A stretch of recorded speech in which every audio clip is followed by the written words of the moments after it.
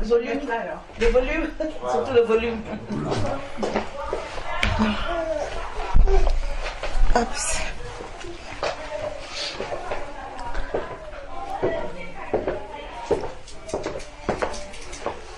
Donc, je voulais vous faire partager mon témoignage, comment je suis venue à Jésus. Je ne sais même pas par où commencer. Ah, ouais. Alors, il y a quelques années, j'ai vécu avec quelqu'un à Valenton, pas très loin d'ici.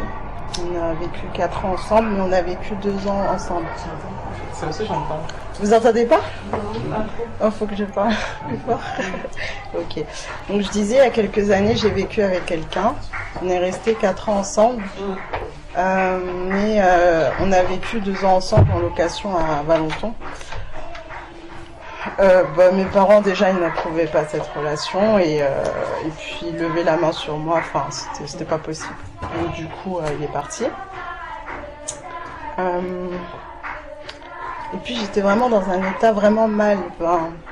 Mais bon, j'ai vraiment voulu chercher le Seigneur, donc j'avais fait une prière, j'ai dit Seigneur, vraiment j'ai vraiment envie de me rapprocher de toi, qu'est-ce que je dois faire? Mais j'ai pas écouté la réponse, donc je suis partie dans les dénominations, ICC, voilà. Mais le Seigneur voulait vraiment pas que j'y aille, c'est-à-dire que j'allais à tous les événements d'ICC, je remplissais les fiches contacts, mail, téléphone, tout, mais on me rappelait jamais. Alors que ICC, quand ils ont un contact, ils appellent tout de suite. Mais moi, jamais. Bon, j'étais un petit peu peinée, parce que je voulais me rapprocher du Seigneur, mais c'est comme si le Seigneur, il voulait pas que je vienne à lui. Et puis, j'ai rencontré quelqu'un quelques mois plus tard et j'ai arrêté les dénominations, mais je priais plus du tout. C'était le désert. Et j'ai rencontré quelqu'un, au début c'était bien, ça allait. Et puis après c'était la descente aux enfers, si je puis dire. Mensonge, c'était pas possible en fait. Cette personne-là avait un enfant et puis il était encore attaché à la mère de sa fille, c'était n'importe quoi. Et puis moi j'acceptais ça en fait, parce que j'étais attachée à un homme. Et puis de mensonge en mensonge, bon après on s'est quitté, il m'a quitté, mais je n'acceptais pas cette rupture. Donc je suis partie au Ghana, j'ai fait des vacances là-bas et puis j'étais vraiment pas bien psychologiquement, donc du coup j'ai dit la vérité, vraiment j'ai dit la vérité, j'ai tous les mensonges que je lui avais dit, que ça avait impliqué des membres de sa famille, je lui avais dit. Et puis je me suis sentie mieux. Et puis je me suis confessée à Frère Gabin quand j'étais au Ghana. Mon hors forfait c'était pas possible, mais bon c'est pas grave. Et puis il m'a vraiment parlé avec la parole. Donc à chaque fois que je parlais, il me répondait avec la parole, avec des versets. Et puis il me disait la vérité. Il me disait mais t'es complètement, il m'a pas dit ça comme ça, mais je disais ok. Donc mon retour en France s'approchait et puis il m'a dit surtout tu le vois plus parce qu'il va essayer encore de te manipuler, etc. Tu le vois plus. J'ai dit oui. Je rentre en France, bien sûr, j'écoute pas Gabin, je le revois. Et là, en fait, cette personne-là m'a expliqué comment elle m'avait manipulée, mais c'était presque mystique. C'est-à-dire qu'il me regardait droit dans les yeux, il me dit je t'ai manipulée comme une marionnette, comme ça. Et puis il me regardait droit dans les yeux avec un visage inexpressif. Sans le savoir, je pense que psychologiquement ça fait quelque chose dans ma tête parce que je suis rentrée chez moi, j'ai laissé les valises dans ce salon-là ouvert comme ça et pendant une semaine j'ai ni mangé, ni dormi, ni bu, ni rien du tout. Mais je m'en rendais pas compte en fait. Je devais reprendre le travail le mardi et la veille de reprendre le travail, je pouvais pas. Je me suis rendu compte que je pouvais pas reprendre le travail et je me suis rendu compte à quel point il m'avait manipulée. Et là, c'était la descente aux enfers. Les pompiers sont venus et je faisais toujours semblant que ça allait bien alors que ça n'allait pas. Mais j'avais vraiment personne à qui me confier. Il y avait vraiment que Gabin en qui j'avais confiance. Les païens, ils me donnaient des conseils. Non mais Hélène, je peux pas te mettre comme ça pour un homme. Mais en fait, ils avaient pas compris que c'était pas ça le problème. C'était la manipulation. Donc, les pompiers, ils arrivent. Et c'est là que j'ai commencé à me dire que c'était pas normal parce que j'étais en t-shirt long jusqu'à là, mais j'avais pas de leggings. Donc en fait, mes jambes, elles étaient nues. Et je les ai ouverts, ils étaient 5 ou 6 là à l'entrée. Et j'avais aucune pudeur. Et là, je me suis dit, c'est bizarre quand même. Donc ils sont rentrés, ils m'ont mis le truc là pour la pression. Enfin, ils ont fait ce qu'ils avaient à faire, mais ils m'ont pas emmené à l'hôpital parce qu'ils se sont dit que j'étais saine d'esprit. Ils sont partis. Je me suis allongée dans ma chambre, dans mon lit. Et là, j'ai commencé à pleurer. Et puis, il y avait les pensées négatives. Ça m'attaquait. Je pouvais rien faire. Et puis, quand j'ai compris que c'était spirituel, c'était que j'étais allongée dans mon lit, j'étais consciente, hein, mes yeux étaient ouverts, et je me suis vue sortir de moi-même, marcher vers la fenêtre, ouvrir la fenêtre et sauter. Et là, j'ai dit non, ça vient pas de Dieu. Je dis, Satan, je sais que c'est toi, Dieu ne veut pas que je fasse ça, Dieu il m'aime, et puis il me mettait des idées dans ma tête, mais si Dieu il t'aime, pourquoi personne ne t'envoie tes messages, tes propres parents? C'est vrai que depuis que j'étais rentrée du Ghana, bizarrement mes parents ne m'avaient pas appelé, ce qui était bizarre. J'avais vraiment aucun contact avec personne, sauf avec Gavin et quelques amis païens, c'est tout. Et j'étais en train de pleurer, j'étais vraiment toute seule, je voulais plus. Et là, il y a un verset qui a traversé ma tête, c'était venez à moi, vous tous qui êtes chargés, je vous donnerai du repos. Et là, j'ai crié à l'aide au Seigneur. J'ai dit, Seigneur, s'il te plaît, aide-moi. Je veux pas mourir parce que je sais que si je meurs, je vais aller en enfer. J'ai rien fait de ma vie. J'ai 27 ans, c'est vrai, j'ai tout ça, mais qu'est-ce que j'ai fait? J'ai rien fait. Et là, je savais, c'est comme si c'était plus moi qui, de toute façon, j'étais trop fatiguée, j'avais plus mangé, c'était plus moi qui faisais quoi que ce soit. Donc j'ai appelé les pompiers, puis il y a eu on m'a emmené à l'hôpital de Villeneuve-Saint-Georges. Je pense que c'est le Seigneur qui m'avait conduit là-bas, je pense pour me faire prendre conscience de certaines choses. Donc j'arrive à l'hôpital de Villeneuve-Saint-Georges, je reçois un psychiatre me parle. Je lui dis ce qu'il a envie d'entendre. Et puis, je passe une nuit à l'hôpital.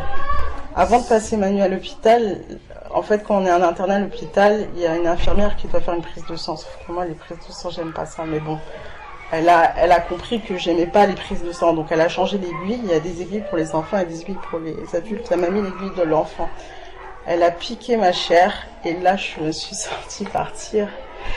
Et elle comprenait pas, elle dit mais j'ai même pas pompé le sang, j'ai juste planté l'aiguille dans la chair. Et là j'ai crié parce que je sentais que j'allais partir, que j'allais mourir. J'ai dit Jésus. 2 secondes plus tard, je me suis revenue à la vie. Et là j'ai dit ok, je veux plus vivre selon moi. Je suis fatiguée, vraiment, conduis-moi parce que je sais pas quoi faire. Et puis, j'ai commencé à dire à l'infirmière, ramène-moi 2 yaourts, je savais même pas ce qu'il y avait à l'hôpital, hein. Ramène-moi 2 yaourts, une madeleine, je sais plus quoi. M'a ramené ça sans broncher, j'ai commencé à manger, j'ai dormi. Le lendemain, ils m'ont interné à l'hôpital psychiatrique à Crony, dans le 91 à côté. Mon gamin savait pas, et le lendemain, j'avais même pas d'affaires, j'avais presque plus de batterie, enfin, c'était n'importe quoi. Il voulait plus que je rentre chez moi parce qu'il me prenait un peu pour une folle. Et je lui ai raconté, et puis il m'a dit, voilà, je t'avais dit de pas aller le voir et tout. Enfin bref, je l'ai pas écouté, mais c'est pas grave. Donc j'étais internée à l'hôpital, mes parents ne savaient même pas où j'étais, parce que je savais que si je leur disais, ça n'allait pas me faire du bien en fait. Mais voilà, les jours passaient, bon, ils voulaient me droguer tous les jours, somnifères, antidépresseurs, mais moi je refuse à chaque fois parce que je voulais pas que mon esprit soit troublé. Puis frère Gabin m'envoyait des louanges, des adorations, être en Jésus, des versets, tout ça. Et je lisais de toute façon, c'est pas que j'avais que ça à faire, mais j'avais que ça à faire. Je lisais, je m'accrochais au Seigneur, et petit à petit, tous les jours, le Seigneur me révélait certaines choses. Un jour, j'avais une conversation avec Gavin, je lui dis bon, ok, j'ai envie de m'attacher vraiment et là pour de bon au Seigneur. Et puis j'ai commencé à lui dire les pasteurs que je connais, Marcelo Tunassi, Mamadou Karambiri, Meyer, comment elle s'appelle, Joyce Meyer, etc.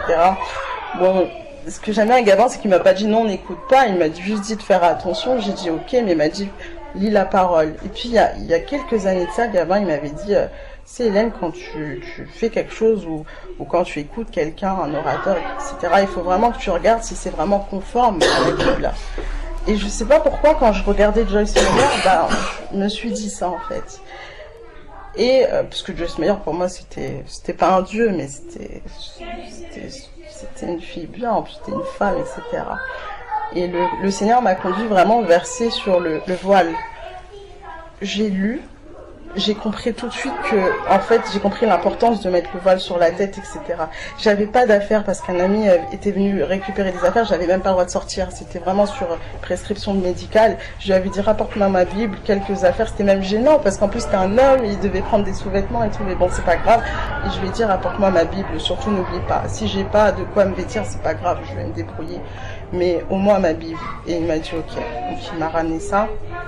Et, donc le premier enseignement c'était sur le foulard. Bien sûr j'avais pas de foulard quand je lui ai dit de venir. Et plus il habite à Chatou. Il avait pas trop mon temps, mais c'est pas grave, j'avais pas de foulard, mais j'avais une serviette. Donc j'ai dit à Gabin, mais franchement Gabin, j'ai pas de foulard. Il me dit non mais Hélène t'abuses, ça coûte 2 € un foulard. Je lui dis mais je peux pas sortir. Je sais quoi que tu comprends pas, je peux pas sortir. Et bon, j'ai dit, bon, c'est vrai que j'aurais pu mettre la serviette, au moins le Seigneur, il aurait vu que je lui obéissais juste en mettant la serviette. Et puis après, les jours d'après, je mettais la serviette. Et plus les jours, ils avançaient, plus quand je lisais la parole, parce que j'avalais que ça, la télé, ça m'intéressait pas, enfin, il y avait rien d'intéressant à la télé.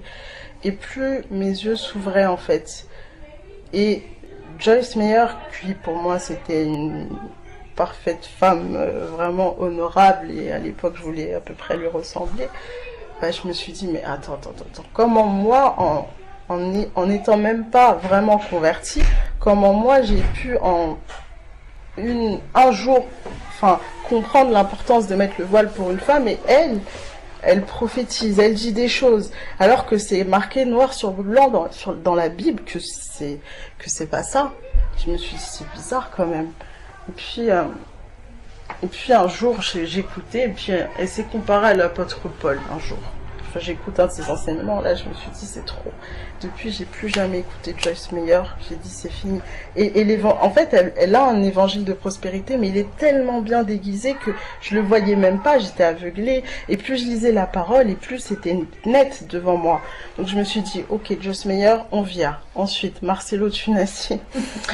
Je les ai tous faits, un par un, tac, tac, tac. J'ai écouté 30 minutes, je les virais aussi, etc. Je les ai tous virés. Enfin, pas tous, il y en a quand même quelques-uns, j'ai pas trouvé encore aujourd'hui. Qui, pour moi, étaient bien, mais ils sont pas vraiment connus, en fait. Bon, après, les idées négatives, ça allait mieux de jour en jour, mais ça m'attaquait quand même, les louanges, ça m'aidait, mais je pouvais pas mettre des louanges trop fortes parce que voilà, il y a des chambres à côté, parce que voilà. Mais la seule chose, le seul moment où j'étais vraiment bien, c'était que quand je lisais la parole, mais je pouvais pas la lire H24, heures sur 24, c'était pas possible, fallait que je dorme, fallait que je mange, etc. Et c'était la nuit dont j'avais peur, parce que même si je priais, le malin, il me laissait pas en fait, il me laissait pas. L'idée négative, rabaissement, etc., etc., etc. Bon. Mais ça allait mieux de jour en jour. Le psychiatre qui était musulman regardait ma Bible sur le côté comme ça, puis voyait le fait que j'aille mieux en fait. Puis un jour, il m'a posé une question, il m'a dit, mais pourquoi vous prenez pas vos médicaments? Je lui ai dit, j'en ai pas besoin. Il me dit, pourquoi? Je lui ai dit, les médecins soignent, mais c'est Dieu qui guérit. Après, il m'a regardé, il a regardé la Bible qui était sur mon chevet. Il a fait, ok. Après, il est parti. Puis du coup, au début, il voulait vraiment me forcer, même m'interner, parce que là, c'était limite un choix, donc j'avais un peu de liberté, mais il voulait m'interner, et le malin voulait vraiment que je reste, mais en fait, plus je lisais la parole, et plus j'avais confiance. Plus je lisais la parole, plus je disais, mais en fait, le Seigneur, il m'a sauvé à de nombreuses reprises, et je mérite pas ça, parce que tant de fois, je l'ai renié pour un homme, et malgré tout ça, à chaque fois, il me relevait pour un homme physique, je l'ai renié, puis à chaque fois il me pardonnait, et là je me suis dit, j'ai plus le droit à l'erreur, c'est fini, c'est la dernière chance, je savais que c'était la dernière chance, et plus je lisais la parole, et plus j'étais amoureuse de ça, parce que plus j'y croyais, et plus je m'attachais, et plus je savais que j'allais être guérie, je savais que j'allais être sauvée. Je savais tout ça. Après, frère Caban, j'attendais juste son message pour me parler du baptême. Je savais qu'il allait me l'envoyer. J'attendais juste. Effectivement, il m'a envoyé. J'avais écouté l'enseignement sur le baptême, qui dure 1h42 minutes. sur être en Jésus. Parce que c'est dur d'écouter, parce que la qualité, elle n'est pas très bien sur le site. Mais j'ai persévéré. Et vraiment, gloire à Dieu, parce que après j'ai été baptisée. Et en fait, mon témoignage, je trouve il m'a appris plusieurs choses. Déjà, plus jamais je vais aimer un homme plus que Dieu, parce que c'est de l'idolâtrie, parce que c'est quelque chose que plus jamais je veux faire ça de ma vie. De ma vie, c'est fini. J'ai compris qu'un homme, il va te décevoir. C'est qu'un être humain, surtout un païen. Et en fait, c'est Dieu qui sauve. Il n'y a que lui. Il n'y a que lui qui m'a veillée pendant toutes ces années. Je l'ai renié à tellement de nombreuses reprises et pourtant, il ne m'a jamais lâché en fait. Même quand j'étais sur le lit de l'hôpital, quand on dit que Jésus, c'est une puissance qui libère, c'est vrai. Quand j'ai dit Jésus, aide-moi, c'était vraiment une application directe de ce que j'avais vécu. Et il m'a jamais lâché, il m'a toujours aimé, il a toujours été là. Et le fait aussi de lire la parole et d'y croire. Parce que quand on y croit, on est guéri. C'est la vérité. Donc voilà. Amen. Amen. Là au Seigneur. Là. Béni soit le nom du Seigneur.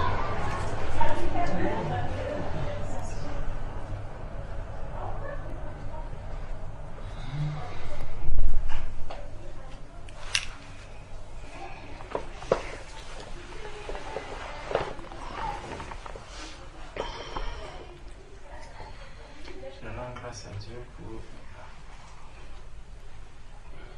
le travail qu'il a fait avec mon frère Gabin. Merci Seigneur. Merci Seigneur.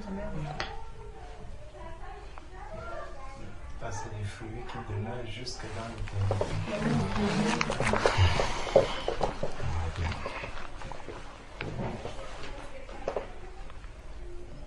Je voulais aussi rendre grâce au Seigneur parce que vendredi en fait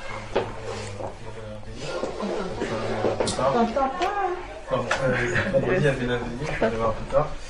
Excusez-moi ce soir. En fait, clairement j'ai une personne que je connais depuis longtemps, des musulmans, mais enfin des musulmans sont toujours bien. Et d'habitude il me dit le vendredi, est-ce que tu peux. Enfin, par exemple, ça arrive. Par contre, là, tu viens ce soir et je lui dis non, je suis pas disponible. Et là, je sais pas, il m'a envoyé un message, il m'a dit tu peux m'accompagner, s'il te plaît. Je sais pas, au début, je dis je vais m'accompagner, ça va prendre du temps, je sais pas ce qu'il veut. Non, je commençais à me dire après, je dis non, je sais pas, je vais dire oui. Et du coup, je lui dis oui, donc je suis parti avec lui, mais vraiment, d'habitude, je lui dis vraiment non, je lui dis ah non, ça m'intéresse pas. Et là, je suis allé avec lui, et du coup, en fait, il devait raccompagner un peintre qui était chez lui à Argenteuil. Et en fait, sur la route, il a failli faire plusieurs fois d'accidents. Et du coup, il est rentré chez lui, il n'a pas beaucoup parlé. Le lendemain, il m'appelle, il me dit vraiment merci de m'avoir accompagné. En fait, je ne t'aurais pas obligé à venir, mais en fait, je sentais que j'étais faible et j'avais besoin de quelqu'un à côté de moi.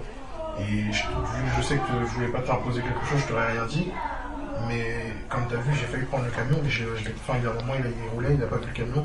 Et je lui dis il y a un camion là, il a fait. Il a pris, il m'a dit vraiment, je sentais qu'il fallait que je te demande. Mais je voulais pas insister, donc si tu m'aurais dit non, j'aurais dit non, tant pis, je vais tout seul. Du coup, j'ai dit gloire à Dieu, parce que vraiment au début, je comptais lui dire non, j'ai pas envie de venir, et vraiment des fois, en fait, des fois on se dit oh non, France c'est comme d'habitude, mais des fois, il faut savoir, comme tu disais, écouter, parce que vraiment là, je me suis dit oh, allez, là, je vais l'accompagner, je sais pas, c'est bizarre, je vais l'accompagner, et finalement, grâce à Dieu, il m'a appelé, il m'a dit ah vraiment, gloire à Dieu, et même sur le moment, en fait, il était un peu. Je sais pas, il était énervé par rapport à quelque chose. Et en fait, je lui parlais en fait de la parole sans sortir de la parole. Donc je parlais juste, par exemple, je disais, tu sais, il est bon de ne pas être en colère, c'est mieux d'être des choses comme ça, mais sans dire, sans prendre la Bible pour lui dire. Et il commençait à me dire, oui, c'est vrai. Et en fait, comment dire, en fait, lui par exemple, pour prendre un cas, c'est-à-dire que quand je suis arrivé en Christ, il y a beaucoup de personnes qui ont fui, vraiment comme de la peste, ils ont vu, mais ils sont partis tous ensemble. Lui, souvent, les gens ils disent, mais c'est bizarre quand même, parce que vous connaissez depuis que vous êtes petit, et c'est bizarre que vous soyez encore... vous soyez encore proche, pas possible. Normalement, une personne que tu as connue quand tu étais petit, vous êtes amis à l'adolescence et après, chacun fait sa vie. Et c'est vrai que le Seigneur, c'est pour ça que je peux dire pour lui, il s'appelle Saphir. En fait, à chaque fois, le Seigneur, en fait, c'est comme s'il a permis qu'il reste. Un témoignage encore que je vais faire par rapport à lui. Donc, il a eu un coma et là, il a un pacemaker dans le cœur. Et quand il a eu ce coma, en fait, je parlais avec une personne. On était 3 proches, donc le frère Jules que vous avez pu voir tous les deux. Il y en a certains aussi qui l'ont vu, toi Hélène tu le connais. Et du coup, en fait, quand je lui ai dit, viens, on va voir le frère, viens, on va voir notre ami qui est à l'hôpital, il m'a dit une phrase, mais en fait, il n'a pas dit méchamment, il a dit, j'avais une place de cinéma, ou tant pis. Et en fait, moi, ça m'a mis en colère parce que je me suis dit, alors une place de cinéma remplace notre amitié, donc on se parlait vraiment plus, je le haïssais vraiment.